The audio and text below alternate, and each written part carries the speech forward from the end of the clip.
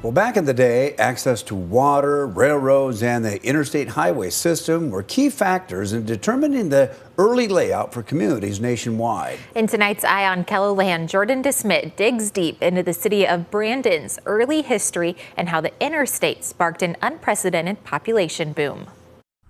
The Amnesia Mounds just south of Brandon are evidence of some of the earliest known Native American inhabitants in the area. Experts at the Brandon Historical Society say they can be dated anywhere from 500 to 1000 AD. They were a mound building culture. They were built largely for ceremonial purposes. There seems to be no rhyme or reason to who was in them, although they were carrying or were buried with specific items. A couple hundred years later, Native Americans settled a little further south at the Blood Run Settlement, which is now known as Good Earth State Park. The first European settlers did not arrive until 1857.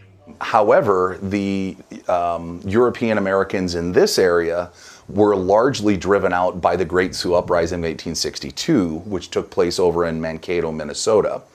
And the response of the natives to that particular event, a very agitated response, basically cleared this area, including Sioux Falls, including Brandon, the surrounding area.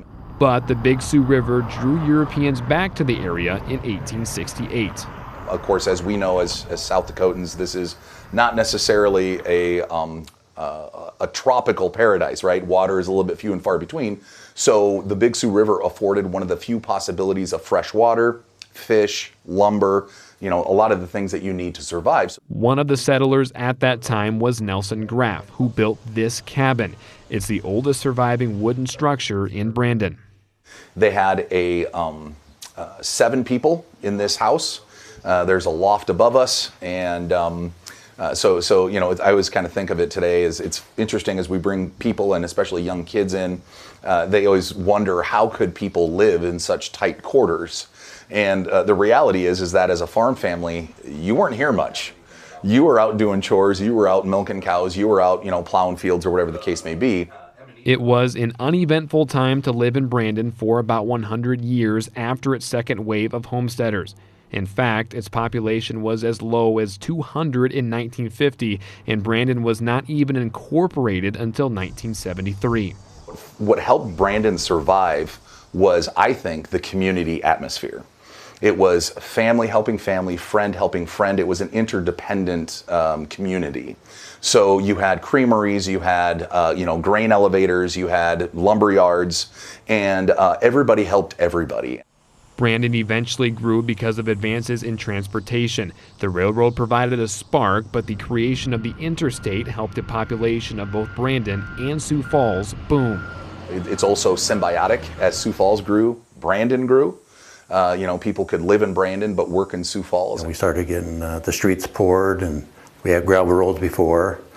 Got water and sewer in, and then we started getting businesses like restaurants and fast food restaurants and hotels, and even got traffic lights. Now Brandon boasts a population of over 11,000, and its rapid growth is almost unheard of.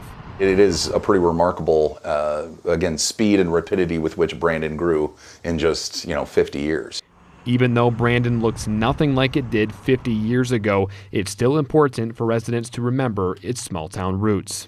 That's one of the things that kind of makes Brandon unique is we have a larger school district and are next to the largest city in South Dakota, but we still have that small-town atmosphere and those small-town values. It's good to keep that history for our next generation, so they knew where they came from or where their parents came from. With Eye on KELOLAND, I'm Jordan DeSmit. Now, how Brandon got its name is still a source of mystery. There are theories that early settlers named it after a town in Vermont, while others think it was named after a railroad official.